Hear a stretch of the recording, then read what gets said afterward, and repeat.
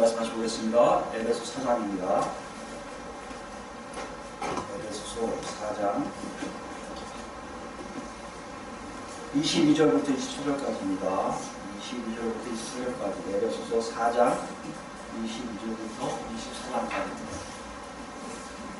우리 같이 읽겠습니다. 너희는 유혹의 양심을 따라 썩어져 가는 구습을 나누는 옛사람을 벗어버리고 오직 너희의 심령이 새롭게 되어 하나님을 따라 의와 진리의 거룩함으로 지으심을 받은 새 사람을 입으라. 아멘. 기도하시겠습니다. 하나님 아버지 감사합니다. 정말 우리가 살아가면서 나라는 존재만을 위해서 내 마음대로 내 주장하며 내가 계획한 대로 살다가 이렇게 주님을 찾을 때마다 주님이 함께 하시고 주님이 끝까지 버리지 아니하시며 너무나 감사함을 드립니다. 아버지 우리 삶 속에 더욱더 하나님을 알고 나갈 수 있도록 주여 인도하여 주시옵시고 주님과 늘 동행함이 무엇인 줄 알게 하여 주시옵시고 주 역사하심이 오늘 이 시간에 말씀을 통해서 강권조 역사하사 이제부터라도 더욱더 하나님의 자녀다움 적극적으로 하나님께 영광을 살 수 있는 우리가 될 수 있도록 주여 인도하여 주시옵소서. 부족합니다. 성령께서 강권조 역사 인도하사 오직 하나님의 말씀만 전할 수 있도록 인도하시고 믿사와 우리 예수 그리스도로 감사하며 기도드립니다. 아멘. 지난주에 우리가 하나님이 창조하신 새 사람을 이루라는 것을 같이 알아봤습니다. 새 사람이 무엇입니까? 하나님의 목적에 맞게 창조되어서 하나님의 뜻을 알고 하나님을 증거하는 존재입니다. 더 나아가 뭐라고 했죠? 하나님이 앞으로 완성할 나라에 들어갈 수 있는 존재가 바로 새 사람이었습니다. 그런데 이런 새 사람은 어떤 모습이라고 했어요? 삶에 있어서 옛사람과 확연히 구분된 삶을 살 뿐만 아니라 하나님과 동행함이 뚜렷하다는 것을 보았고 과연 우리가 그렇게 살고 있는지 확인해 보았습니다. 일주일간 여러분 더욱더 많은 것을 확인했을 거라 믿는데요. 오늘은 좀 더 나아간 걸 볼 수가 있습니다. 24절에 하나님께서 지으심을 받은 새 사람에 대해서 우리가 생각해도요. 24절, 24절입니다. 우리가 생각해도 바울 사도가 하나님을 따라 지으심을 받은 새 사람 되는 이렇게 생각하는데 여기에 좀 더 뭔가 추가한 것을 볼 수가 있어요. 그게 무슨 내용이죠? 의와 진리의 거룩함으로를 추가했다고 볼 수 있습니다. 부가적으로 설명했다고 볼 수 있어요. 왜요? 하나님 따라 창조했다면 다 나오잖아요. 하나님과 유사한 거니까. 하나님과 닮아지는 거니까. 의와 진리의 거룩함으로 또 이렇게 붙일 필요가 없죠. 하나님의 유사성에 우리가 잘 알지만 하나님께서 가장 강력하게 보여주는 속성 중에 두 가지가 뭐라고요? 바로 의와 거룩함이잖아요. 그러니까 사실 바울 사도가 이걸 쓰지 않고 그냥 하나님을 따라 지으심을 받은 새 사람을 입으라고 하면 되는데 바울 사도 어디에 성령 인도하심 따라 뭔가를 알려주고 싶었던 것이 있어요. 그것을 부가적으로 딱 설명한 것보다 의와 진리의 거룩함으로 지으심을 받았다는 것입니다. 여러분 보면 알겠지만 이걸 왜 이렇게 적었을까요? 여러 가지 하나님의 속성, 하나님을 닮아가는 모습이 우리에게 있는데요. 의와 거룩함은 굉장히 중요하다는 것입니다. 만약에 우리가 예수를 믿는다고 나는 그리스도인이라고 하면서 의와 거룩함이 우리 안에 하나님을 닮아가는 모습 속에 우리 안에 것이 존재하지 않는다면 그것은 예수 믿는 것이 아닐 수 있다는 것을 보여주기 위해서 바울 사도는 강조하기 위해서 의도적으로 집어넣어서 우리가 알 수가 있다는 것입니다. 여러분 한번 생각해 보세요. 우리 삶 속에 의와 거룩함이 존재하고 있습니까? 그럼 우리는 새 사람을 입은 거예요. 세상이 어떤 새 사람이요? 하나님이 하나님 닮아가라고 만드신 새 사람을 입었던 거예요. 새 사람을 입으면요, 뭐가 나온다고요? 의와 거룩함이 나타난다는 거죠. 이게 굉장히 중요한 거 아니겠습니까? 그래서 오늘과 다음 주에 이어서 우리가 이 두 속성에 대해서 자세히 알아볼 필요가 있다고 생각합니다. 오늘 먼저 의에 대해서 의인데요. 사실 의도 의로움이라는 표현을 좀 많이 합니다. 의와 혹은 의로움이라는 단어는요, 일반적인 문자적인 표현은 그렇습니다. 의로운 사람의 덕, 의로운 사람의 자질, 의로운 사람의 상태를 얘기해요. 그러니까 어떤 사람의 어렵다고 여겨진 사람의 자질과 덕과 상태가 뭐라고요? 의로움, 너처럼 의가 된다는 것이죠. 더 나아가서요, 법정에서, 재판관이 있는 법정에서 당신 오라라고 인정해 주는 것. 이것이 또 의로운 거예요. 또 나아가서 뭐요? 사회적으로, 윤리에서 사회적으로 인정하는, 이게 옳은 윤리예요 하고 얘기하는 것이 또 의로움이에요. 일반적으로 모든 이 단어는 여기에 국한되어 사용되고 있습니다. 의와 의로움이라는 얘기한다면 여기서 있는데, 재밌는 건요, 그런 단어로 성경에 있는 의미를 전달하려면 부족해요. 뭐가가 안 맞아요. 그래서 여기 헬라어 쓴 사람도 그 단어를 쓴 다음에 뭐 바울도 앞에 여러 가지 설명을 했을 것이고, 히브리어의 단어의 뜻을 가져올 수밖에 없게끔 만들어요. 다시 얘기하면요, 성경에서 의미하는 의로움 뜻이 중요하지 사전적인 의로움 뜻보다 더 이쪽을 연구할 필요가 있다는 것이에요. 여러분, 성경에서 의로움은 뭐를 얘기하는지를 정확히 아셔야만이 오늘 주시는 이 의와 나중에 얘기할 또 거룩함에 대한 거지만 의로움이 나한테 있는 영역을 확인할 수 있고요.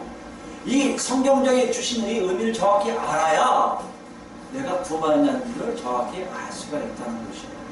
그러고 성경적 의미를 한번 생각해볼까요? 성경적 의미의 의로움은요, 의라는 것은 사실 대부분이 관계적 용어예요. 관계적. 여기 법적이나 딱 서론적인, 아니 윤리적으로 딱 규정하는 이게 아니라 상대적인 관계를 흘러가요. 뭐라고 할 수 있습니까? 하나님과 사람과의 관계, 사람과 사람과의 관계. 사람과 사람과의 관계에서도 구성하는 공동체에 따라 다릅니다. 이런 A라는 공동체와 B라는 공동체에서의 의에 대한 개념이 조금 다를 수가 있습니다. 그러니까 서로 관계적인 거니까. 나라에서 왕과 백성과의 관계를 알 수 있습니다. 예를 한번 들어볼까요? 저희 사회에서 우리 흔히들 얘기하는 거, 우리 남편은요, 직장에서는 굉장히 어려운 사람이에요. 대단한 사람이에요. 의리일 수 있어요. 근데 집에 와서는 빵점이에요. 그럼 보통 많은 사람들이 얘기를 A라는 남편은 의로운 사람이라고 칭해버려요.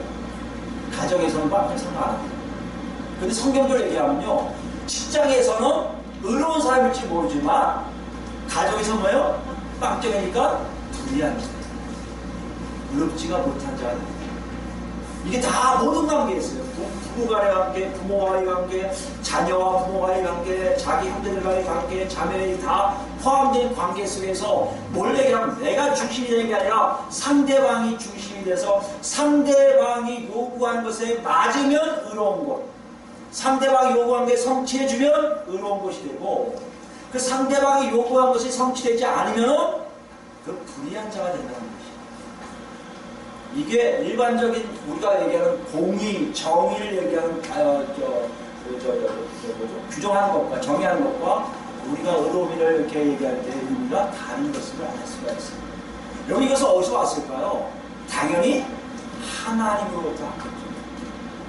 그러니까 우리가 여기서 의라고 얘기하실 때 이 의가 어떤 것인지 정확하게 알지 못하면 내가 의로운 존재인지, 내가 나한테 의가 나타나는지 알지를 확인할 수가 없단 말이에요. 이것을 정확하게 짚고 넘어갈 필요가 있습니다. 신명기 32장을 보시면, 이스라엘 백성들이, 유대인들이 갖고 있는 의에 대한 개념을 정확하게 알 수가 있습니다.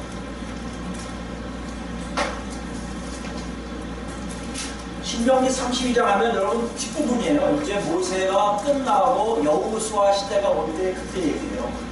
그러니까 40년 광야 생활 다 끝날 즈음 1세대, 애굽에서 탈출한 1세대 이스라엘 백성들이 다 죽고, 거의 다 죽고 두 사람만 남은 다음에 그 다음에 2세대가 남아있을 때 그때 얘기하는 거예요. 이미 40년 동안 하나님을 경험한 사람들 앞에 모세가 결론적으로 시를 읽는데요. 노래를 하는데 그것을 통해서 하나님 말씀하신, 그리고 성경에서 얘기하는 의로움이 뭔지, 그에 따라서 어떤 것이 의로움을 나타내는 건지를 정확하게 우리에게 보여주겠다는 것이죠.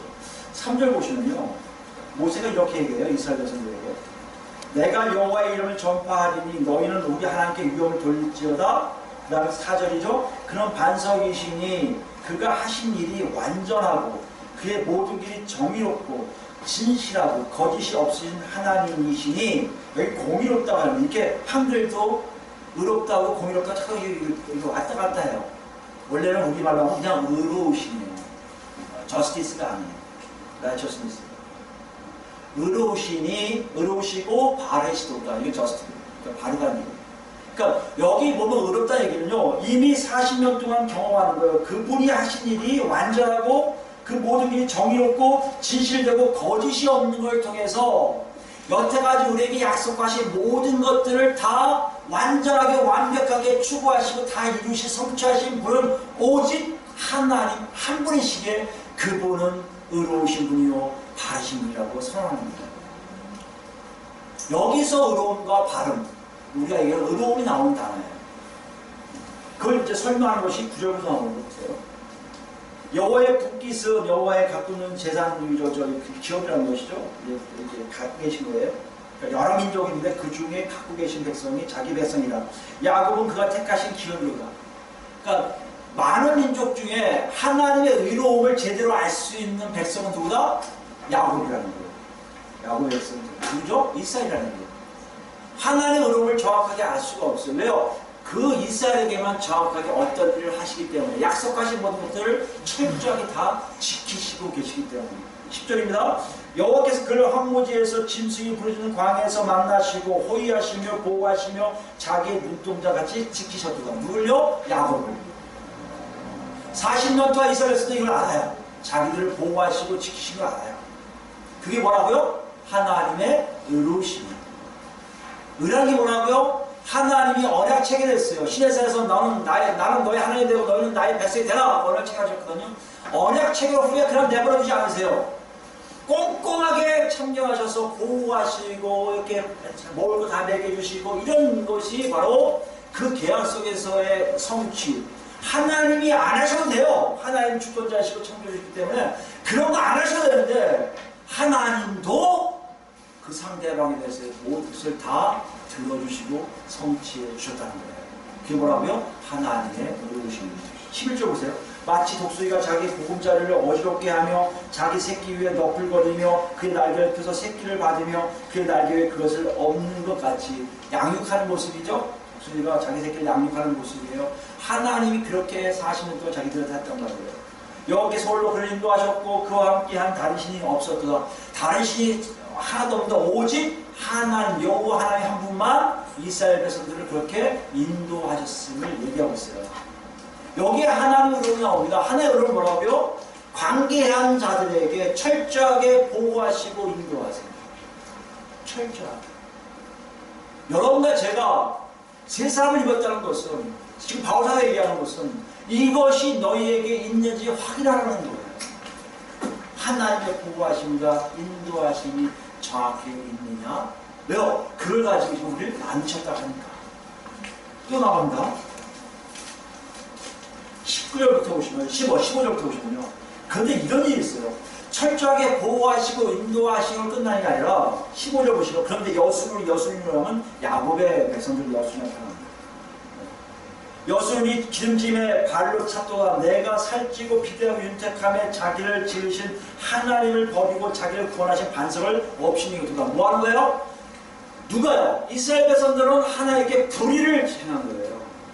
그러면 상대방이 불의했으면 하나님은 그에게 이렇게 잘라버릴 수 있단 말이에요. 근데 하나님의 의로움은 뭐까지 가냐면요. 불의한 자에 대해서 관계를 또 맺으세요. 이게 굉장히 중요한 메시지 중에 하나입니다. 19절은요. 그러므로 여호와께서 보시고 미워하셨으니 그 자녀가 그를 경노하게 한 까닭이라. 미워하세요. 미워하시고 끝나지 않고 22절부터 보실까요? 그러므로 내 분노의 불이 일어나서 스올의 깊은 곳까지 불사르며 땅과 그 소사를 삼키며 산들의 터도 불타게 하는도다. 내가 재앙을 그들 위에 쌓으며 뭘요? 하나님의 진노의 역사에 재앙을 그들에게 내려요. 이 재앙이 불의하다? 아니요. 이건 또 의로운 거예요. 왜요? 하나님의 보호하고 인도하시는 방법 중에 하나가 뭐다? 그들이 불의할 때 징계하시는 거예요. 여러분 이것이 이스라엘 백성들이 40년 동안 배웠던 하나님의 의로움에 대한 아주 다양한 모습이에요. 보호하시고 인도하실 뿐만 아니라 자신들이 잘못할 때는 심하게 야단치시는데 못까지 한다고요? 정말 불을 내려갖고 화살이 닿을 때까지 그들을 쏘아요. 아주 심하게 하나님이 다스리면서 볼 수가 있습니다. 24절입니다. 그들이 주임으로 쇠약하며 불같은 더위와 독한 질병에 삼켜질 것이라. 내가 들짐승의 이와 티끌에 기는 것에 독을 그들에게 보내주라. 밖으로는 칼에 방 안에서는 놀람에 멸망하리니 젊은 남자도 처녀고 백발노인과 함께 젖먹는 아이까지 그러하리라. 무슨 말이에요? 하나님의 의로우심에 대한 굉장히 중요한 맥락이에요. 불의한 자들에게까지도 하나님을 불의하게 행하지 않으세요. 불의한 게 뭐라고요? 단절시키는 게 불의함이에요. 하나님을 한 번 맺은 것들은 끝까지 가세요. 끝까지 계약 맺은 것 끝까지 파기하지 아니하세요. 아무리 상대방이 파기하려고 해도 하나님은 절대 그것을 파기하지 아니하세요.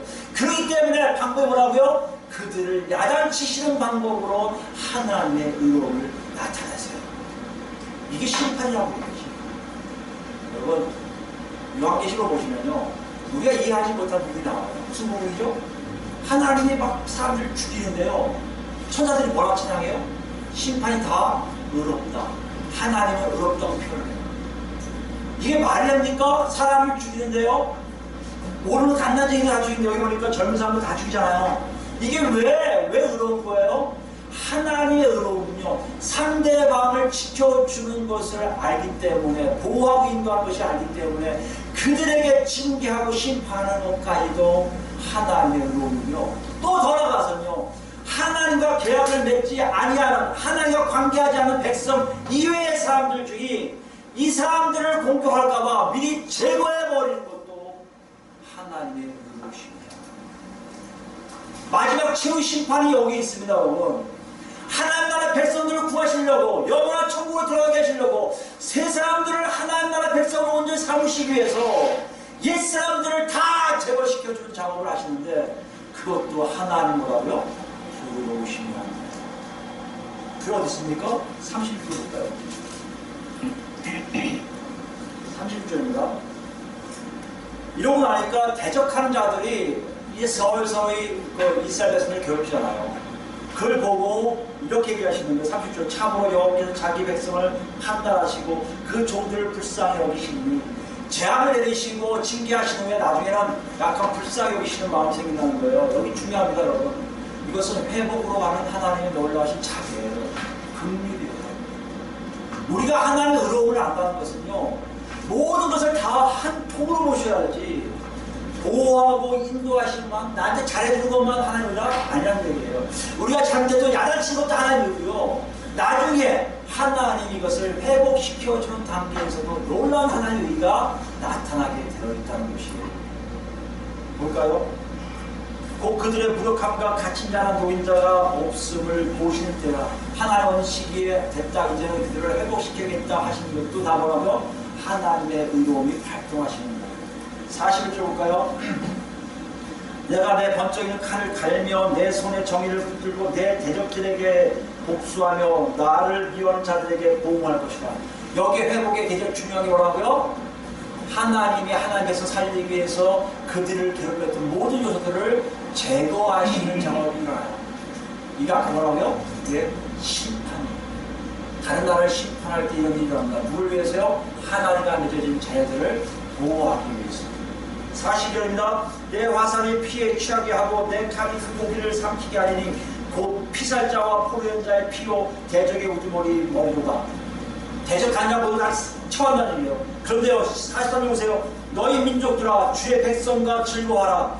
주께서 그 종들의 피를 갚으시사 그 대적들에게 복수하시고 자기 땅과 자기 백성을 위하여 속죄하시리로다. 무슨 말씀이에요?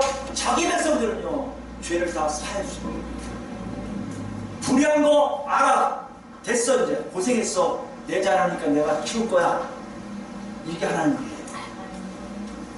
여러분, 하나님을 정확하게 이해하시는 상대적이세요. 우리가 원하는 말인데 우리는 심판 원치 않잖아요. 꼭 그런 것 같은데 아니요. 우리에게 심판을 주셔야, 우리에게 징계를 주셔야, 우리에게 재앙을 주셔야 나중에 뭐가 알아요? 온전한 회복이 일어납니다. 그렇기 때문에 우리에게도 하나님의 의는 나타나게 되었다는 것입니다. 여기 이거 40년 동안 알았어요. 40년 동안 이스라엘 백성들은요, 수없이 반복되면서 자기들 10번씩 하나님을 하잖아, 다 죽으려고. 이 세대들은 다 보는 거야. 우리 아버지가 불순종하고 하나님께 대들어서 다 죽었지. 우리도 겨우 살았어. 하나님이 약속을 하시면 우리 죽었을 거야. 이런 상태에서 모세가 얘기하는 거예요. 너희 잘 알았지? 하나님의 의로우심이 뭔지 잘 알았지? 그렇다면 어떻게 해야 돼요? 하나님의 의로우심 다운 삶을 너희가 살아야 된다고 얘기하는 거예요. 그거 나오니까 46절부터 45절부터 이렇게 얘기한 후에 모세가 이 모든 말씀을 온 이스라엘에게 말하기를 마치고 그들이 뭐라고 하지 아십니까? 이르되 내가 오늘 너희에게 증언한 모든 말을 너희 마음에 두고 너희 자녀에게 명령하여 이 율법의 모든 말씀을 지켜 행하게 하라. 이는 너희에게 헛된 일이 아니라 너희의 생명이니 이 일로 말미암아 너희가 요단을 건너가 차지할 그 땅에서 너희들이 장구하리라. 말씀하셨습니다. 하나님의 의로움을 깨달은 사람한테 뭐라고 얘기하시냐면요, 이제 봤지? 네가 이렇게 봤으면 그 하나님의 의가 나타날 수 있도록 네가 살아야 된다는 것이에요. 이것이 우리에게 굉장히 중요한 하나님의 요점이에요. 하나님의 의로움을 제대로 알았느냐? 그렇다면 너는 지금부터 하나님 자녀답게 살아야 되는데, 하나님 자녀다움은 하나님이 그러셨던 것처럼 너희도 하나님이 요구하신 율법을 정확하게 깨닫고 지켜야 될 것이며, 너 옆에 있는 사람들에게 율법에 나와 있는 것처럼 하나님이 요구하신 내용처럼 그들에게 정확히 대해야 한다고 선포하고 있다는 것이에요. 여러분 그렇습니까? 여러분 한번 생각해 보세요. 오늘 본문에 뭐라고 했습니까? 하나님을 유사하게 만들어진, 유사함 따라 만들어진 우리예요. 예수님의 따름이 이걸 얘기하잖아요. 그 여러분 물어보세요. 나는 정말 그렇게 살고 있어? 여러분 하나님 우리를 알고 계십니까? 알고 계세요? 왜 모르실까요? 하나님으로 우리가 만들어진 것을 우리 너무 등한했던 거예요. 하나님이 우리에게 요구하신 일들이 너무나 우리 안에 쌓여져 있는데 그것을 알지 못했던 거예요. 우리 뭐만 자꾸 배운 거예요? 나만 하나님 알아서 천국 가면 그만이라는 게 있어요. 근데 성경은 그렇게 얘기 안 해요. 너를 하나님이 널 구원하신 이유는 이제 네가 아니라, 너가 아니라 다른 사람들, 하나님과 너 다른 존재들을 위한 삶이 있음을 정확하게 알게 하시기 위함이라는 것을 정확하게 보여주시는 거예요. 이걸 다윗이 알았거든요. 10편 15편 볼까요? 아주 신약 백성도 아닌 다윗이 아주 놀라운 노래를 해요. 10편 15편입니다. 여호와여 주의 장막에 머물 자 누구며, 여호와의 장막에 머문 자가 의인이거든요. 결정하면 의인이 누구입니까? 라는 얘기예요. 주의 성산에 사는 자가 누구입니까? 여기에 이 다윗이 얘기한 이 내용들이 다 율법 안에 있는 건데요. 그 관계 속을 보세요. 관계. 정직하게 행하며 공의를 실천하며, 여기 의로움이에요. 의로움을 실천하며 그의 마음에 진실을 말하며, 하나님이 아니까 정직과 진실과 의로움을 행하려고 애쓰는 게 나왔는 거예요. 여러분 구약이에요. 아직 성령이 그 안에 역사하지 않은 분이에요. 그런데도 하나님을 제대로 한 다윗은요 고백한단 말이에요. 내가 하나님의 의를 알았사오니 하나님 뜻 안에 사는 자만이 하나님의 의에 있는 걸 내가 압니다. 저도 그렇게 살겠습니다. 고백하는 거예요. 3절 보세요. 그의 혀로 남을 허물하지 아니하고 그의 이웃에게 악을 행하지 아니하며 그의 이웃을 비방하지 아니하며 그의 눈으로 망령죄자를 멸시하며 여호와를 두려워하는 자들을 존대하며 그의 마음에 선한 것은 해로울지라도 벌하지 아니하며 이 자를 받으려고 돈을 부어주지 아니하며 뇌물을 받고 무지한 자를 해하지 아니하는 자이니 이런 일을 행하는 자는 영원히 흔들리지 아니하리이다 라고 고백을 해요. 여기 나온 내용을 보면 자기 자신을 하나님께 향한 것도 있고요, 자기 자신의 뭘 위해서가 안 나와요. 내가 건강을 하기 위해서, 내가 잘 살기 위해서, 내가 명예를 갖기 위해서가 아니라 하나님 앞에 제대로 사는 것이 무엇인지 알게 되겠고요, 다른 사람들에게 제대로 사는 것이 무엇인지 알기에 시로써 자기는 그것을 고백하고 있어요. 이게 구약 백성들이 갖고 있는 의로움이에요. 바울 사도도 이거에 의해서 살아온 사람이에요. 바울이 오늘 본문에 의와 진리의 거룩함으로 지으심을 받았다고 얘기할 때 이것을 집어넣은 이유는 분명히 바울 생각에는 다윗이 쓴 이 19절도 분명히 있을 겁니다. 근데 바울은요 거기서 멈춰있지 않았어요. 구약 백성에서 머물러 있는 자기 자신이 아니란 말이에요. 여러분, 구약 백성에 머물러 있는 존재가 아니라 구약 백성이 따라가지 못할 존재의 자기 모습을 본 거예요. 그래서 쓴 것이 뭐라고요? 의와 진리의 뭐죠? 거룩함이라고 딱 추가적으로 모습을 바꾼다는 거예요. 여기 중요한 게 뭡니까? 뭘 쓰고 싶은 거예요 지금요? 여러분 다시 한번 볼게요. 한번 하실까요? 중요한 내용을 한번 보겠습니다. 24절 보시면 의와 진리의 거룩함이에요.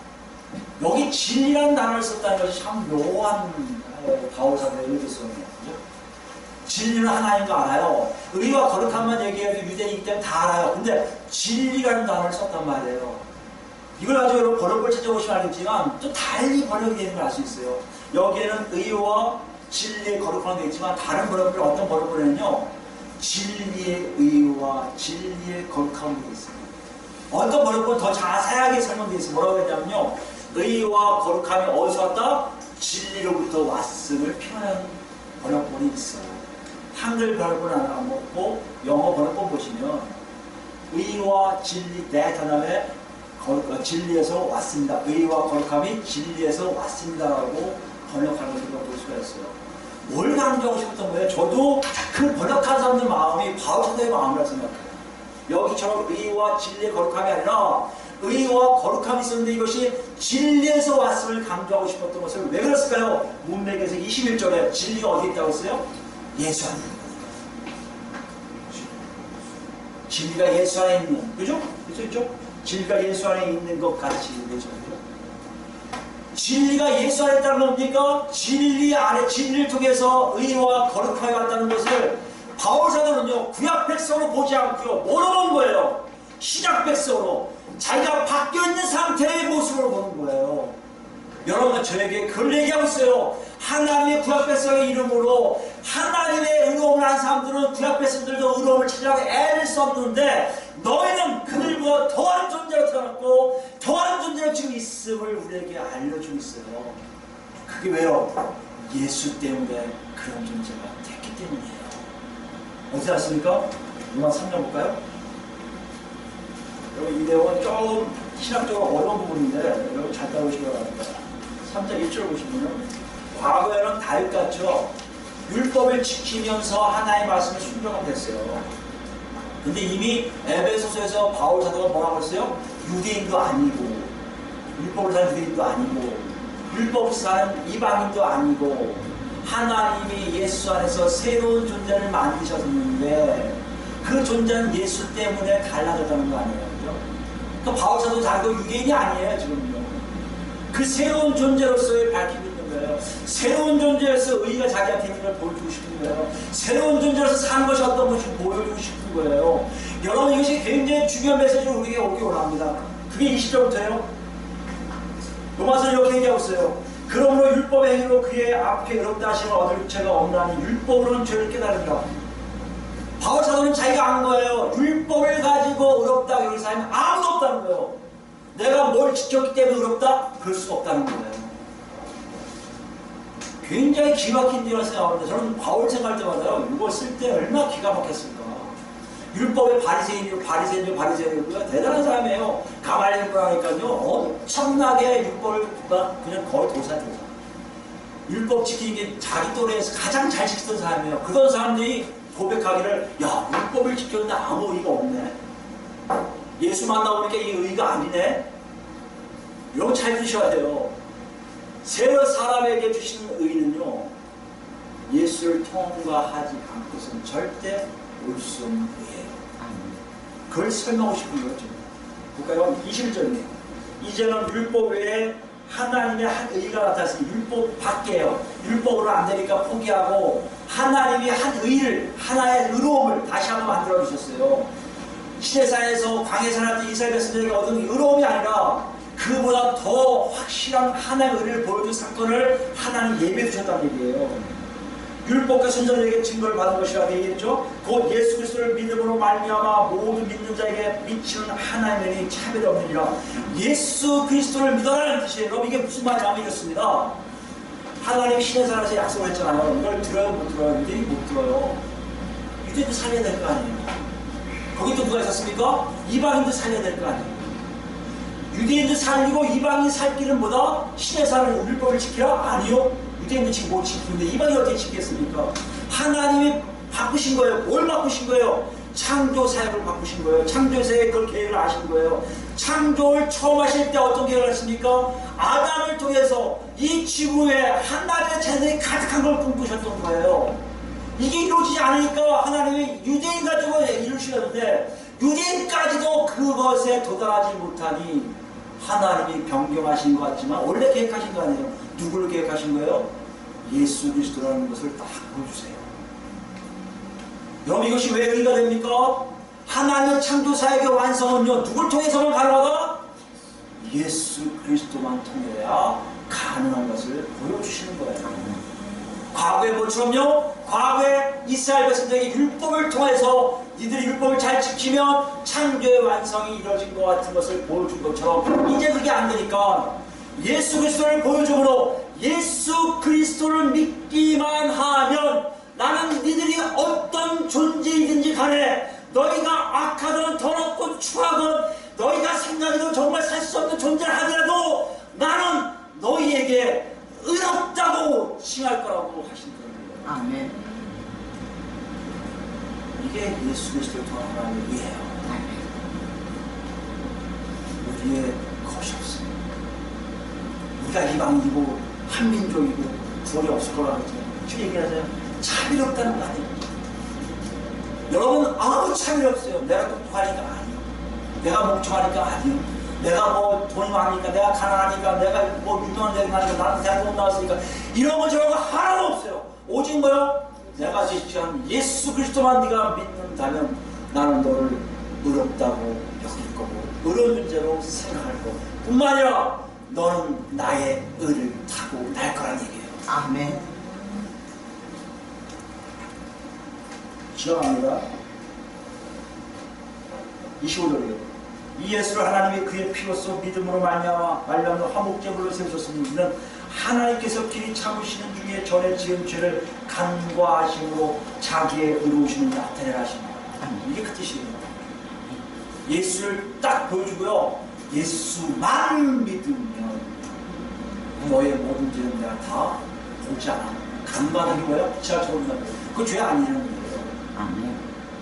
10절입니다. 곧 이때 자기의 의로우심을 나타내서 의로우심을 나타내는 거예요. 여러분 예수를 통해서 하나님의 의로우심을 나타내는 게 얼마나 멋있지 않습니까? 하나님은요 예수를 우리에게 보내주심으로요 절대 하나님이 완성할 새 하늘과 새 땅, 새 예루살렘을 포기하지 않으심을 선언합니다. 아까 의로움이 뭐라고 했어요? 하나님이 약속한 것 절대적으로 지켜서 상대방의 그것을 누리게 해주는 거 아니에요? 우리에게 그런 누림이 영원토록 있음을 하나님이 선포하신 거예요. 모든 인류에게, 아니 우주 만물에게 선포하시는 거예요. 그렇기 때문에 모든 우주 만물에게 이것은 기쁨의 소리고 복음이 되는 겁니다. 아멘. 십자가 돌아가신 예수님 어떤 분인지 여러분 보셔야 돼요. 그분이 바로 이것을 위해서 오신 거예요. 아멘. 하나님의 의로우심이 나타납니다. 하나님이 예정했던, 하나님 만드셨던 모든 일들이 예수를 통해서 완성되게 되어 있다는 것이죠. 아멘. 이걸로 만족하지 않으세요? 또한 26주 후반이에요. 예수 믿는 자를 보여 의롭다 하려 하시냐. 그런즉 자랑할 때 어디 있느냐?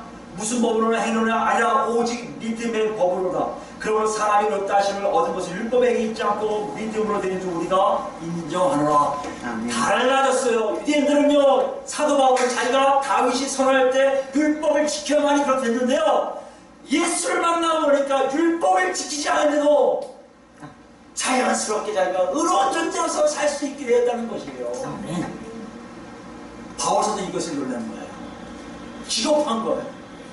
어떻게 이런 일이 일어날 수 있어? 그렇게 오랫동안 내가 율법을 지키며 정말 금식하며 모든 걸 다 했는데 이제 그거 하지 않아도 아무것도 안 해도 예수 안에서 내가 의로운 존재로 살고 있다는 거야.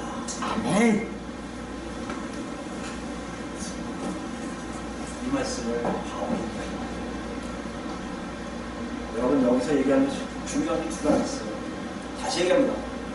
예수 없이는 절대적으로 없죠. 누구도 이 땅에 아무로 의인이냐, 저 사람 천명 의인이냐, 어쩜 저럴 수 있게 얘기하잖아요. 어쩜 저분은 자기 걸 다 벗어주고 저런 사람 없어. 그래도 예수 없은 그 사람은 의로운 자가 아니야. 아멘.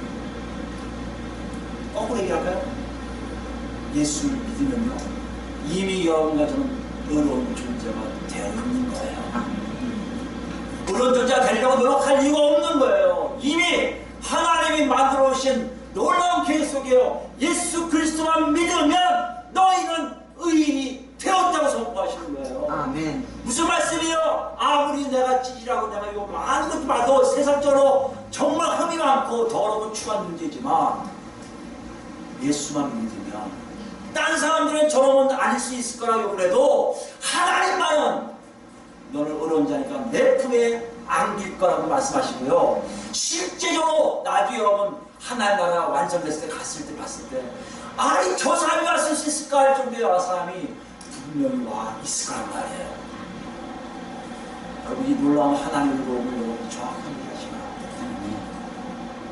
문제가 있죠. 그럼 나는 정말 은혜인가? 어려운 자인가? 나는 정말 하나님의 은혜를 받았는가? 나한테 하나님의 은혜가 나타나는가? 알아야 될 거 아니에요. 여러분 이게 확인 작업을 안 하시면 안 돼요. 여러분 우린 죄인이니까 죄적으로 괜찮은 거 알아요. 여러분 이제 우리 죄인 아니에요. 누구예요? 하나님으로 더 이상 죄인이 아니에요. 당신의 아들을 죽여서 피 흘려서 살리셨는데 왜 죄인이에요? 구원파 얘기하는 게 아니에요. 바울스 얘기하는 게 아니에요. 성령을 통해서 우리는요 거듭난 사람이기 때문에 하나님이 보시기에 우리는 영원토록 의인이에요. 언제까지요? 의인으로서 정말 하나님께 끌어버리면 전 도저히 안 되겠다, 야 쟤는 안 되겠다. 하나님과 관계가 완전히 끊어지고 지가 알아서 성령을 회방해갖고 끌어버리지 않나? 우리는 하나님의 의로운 자가 되는 거예요. 아멘. 문제는 뭐예요? 의인이면 의인답게 사는 삶이 있는지를 봐야 돼요. 성경은 우리에게 그걸 얘기해요. 너희가 죄인이니까 이거 해야 돼. 죄인이니까 이거 해야 되가 아니라 내가 의인이니까 이것도 나와 있어야 되고 이것도 나와 있어야 되고 이것도 나와 있어야 돼. 이것이 없다면 너는 지금 의인인데 하나님 앞에 죄송해야 돼. 하나님 만들어주신 의인의 삶이 너는 지금 아무것도 없네. 하나님 너한테 욕하고 계실 거야. 성령님 너한테 자꾸 얘기할 거야. 탄식하면서 말씀하실 거야. 아무개야 그렇게 살면 안 돼. 이렇게 살아야 돼. 이렇게 살아야 돼. 여러분 안에 그것이 없다면 여러분 지금 큰일 나는 거예요. 이게 의인을 알 때 놔둔 태도예요. 자세요. 삶이 그렇게 안 나가요. 이걸 지키면 되겠구나. 이걸 지키면 되겠구나. 아니에요. 그렇습니까? 요한일서 할까요? 2장 29절 보세요. 29절. 왜 우리가 그렇게 의인이면 의인으로서 살 수밖에 없는지를 요한사도는 아주 잘 표현하고 있습니다. 29절 보시면요. 너희가 그가 의로우신 줄 알면 의를 행하는 자마다 그에게 난 줄을 알리라. 이해되세요? 그리스도께서 의로우신 자인 것을 여러분이 안다면요. 여러분도 이럴까요? 예수님하고 같은 삶을 사는 사람 저기 있네? 그럼 뭐라고 얘기한다고요? 저 사람들이 의로운 거다. 인정한다고요. 여러분이 하나님을 알고 예수 그리스도를 알고 성령이 인도하신다는 삶에서 의로운 삶이 뭔지를 하나 둘 알아가는 이유가 뭔지 아세요? 하나님에게 이르시는 거예요. 네가 의로운 존재로 살려고 내가 예수를 통해서 보여줬어. 성령이 보내주셨어. 네가 살아가봐. 인큐베이터 있으면 모를 거예요. 그러나 기기 시작하든지 아마 울면서 애가 자라기 시작하면 보이기 시작해요. 아 저기 우리 아빠였구나. 아빠가 저렇게 사네. 나도 저렇게 살아야 흉내내잖아요. 그런 삶을 우리가 살게끔 인도하신다는 거예요. 요한에서 대전을 볼까요? 보라 아버지께서 어떠한 사람을 우리에게 베푸사 하나님 자녀라 일컬음을 받게 하셨는가. 우리가 그러하도다. 그러면 세상이 우리를 알지 못하면 그를 알지 못한다. 세상이 우리를 알지 못해요. 여러분 세상이 우리를 알지 못한다고 너무 억울해하지 마세요. 오히려 감사하세요. 세상이 우리를 알지 못해요. 왜요? 세상대로 살지 않아요. 살 수가 없어요. 그 세상은 뭐야? 초이성은요. 괜찮아요. 하나님이 이미 여러분을 의로운 존재로 만드셨기 때문에 세상에서 알아주지 못하는 거예요. 사랑하는 자들아 우리가 지금은 하나님 자녀가 장래 어떻게 될지는 아직 나타나지 않았으나 그가 나타나시면 우리가 그와 같은 줄을 아는 것은 그의 참모습 그대로 볼 것이기 때문이니 주를 향하여 이 소망을 가진 자마다 그의 깨끗하심과 같이 자기를 깨끗하게 하느니라. 뭘 얘기하는 거예요 여러분? 의로움을 아는 자들, 예수님이 의로웠다면 의롭게 행하는 자가 뭔지 안다는 얘기예요. 다시 얘기할까요? 여러분이 정말 하나님을 통해서 예수 그리스도 안에 의롭다고 인정을 받으면요 의로운 자로서 사는 삶이 무엇인지 아는데 그것은 예수님처럼 깨끗하게 사라져 가는 자기의 삶이 있잖아요. 이해되세요? 다시 얘기할까요? 의로움의 정의가 뭐라고요? 내가 주장되는 게 아니라 예수님이 원하는 삶으로 내가 바뀌는 거예요. 여러분이 바뀌게 한다고요? 아니요. 누가 바뀌어요? 성령 여러분을 바뀌게 하시고 그것이 눈에 보입니까? 찬양하십시오. 여러분 이미 의인으로서 살고 있는 거예요. 아니니까 녹화하고 계세요. 정신 차려. 더 나갑니다. 10절 볼까요? 이러므로 하나님 자들과 마귀의 자들이 드러나라니 무릇 의를 행하지 아니한 자나 또는 그 형제를 사랑하지 아니한 자는 하나님께 속하지 아니하리라. 이해되세요? 의를 행하는 것과 뭐와 같이 맞물렸어요? 형제를 사랑하지 않는 것. 사랑하는 것. 의를 행하는 것과 형제를 사랑하는 것. 이게 왜 이렇게 연결됩니까? 하나님의 역사 속에 뭐요? 예수 그리스도 쪽에 사랑이 있기 때문에. 사랑이 너무 나오면 그 넘침이 하나님을 사랑하는 자가 될 것이고, 그 사랑하는 자가 누가 된다고요? 내 옆에 사람이 자연스럽게 되기 때문에. 여러분, 사랑은요 의무적이 아니에요. 자연스러워요. 아, 나 못 사랑하는데요. 아직 여러분 성숙되지 못한다. 아예 EQ가 있을 수도 있어요. 하나님 높으실 못 듣고 있을 수도 있어요. 하나님 의를 깨닫지 못해서 그래요. 아직 난 죄인이니까 죄만 짓다 가겠어요. 이럴 수도 있어요. 아니요. 하나님 의를 알면 여러분 분명히 형제를 사랑하기 시작할 거예요. 그게 어디 것입니까? 10절 볼까요? 우리는 형제를 사랑함으로 사망에서 오히려 생명으로 들어간 줄을 알거든요. 안다고 했죠, 안다. 생명에서 올라가요? 사망에서 올라가요? 생명으로. 여러분이 생명을 갖고 있으면요, 자연스럽게 뭐한다? 형제를 사랑하기 시작합니다. 형제가 누구예요? 팔 옆에 사람이에요. 제일 가까이 있는 사람. 그 중에 누구요? 예수 안에서 하나 된 사람. 예수 안에 있는 하나 된 사람들이 먼저 사랑하기 시작할 거예요. 사랑이 표시한다고요? 그렇지 않아요. 사랑은요 다 달라요. 상대방에 대해서 먼저 인정해주고 배려하는 것부터 시작할 수 있어요. 내 거 퍼주는 것도 될 수 있어요. 퍼주지 못해도 내가 갖고 있는 모든 최선을 다해서 그 사람에게 배려하며 그 사람을 같이 가는 것이 사랑이라고 할 수 있습니다. 16절 볼까요? 그가 우리를 위하여 목숨을 버리셨으니 누가요? 예수님이. 우리가 이로써 사랑을 알고 우리도 형들을 위하여 목숨을 버리는 것이 맞다. 목숨 버리는 것이 맞다가 나잖아요. 이거 최고치예요. 누가 하셨기 때문에? 예수님이 하셨기 때문에. 형들의 목숨을 이거예요. 근데 그보다 좀 내려가는 건 달라요. 요한 사도가 알고 있거든요. 누가 이 세상에 재물 가지고 형제의 궁핍함을 보고도 도와줄 마음을 닫으면 하나님의 사랑이 없지 그 속에 봐요. 여기 보세요. 중요한 거 있어요.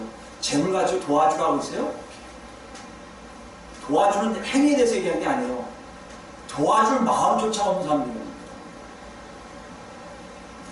다시 볼까요? 도와줄 마음을 닫으면 눈을 일부 감는 거예요. 아무렇죠.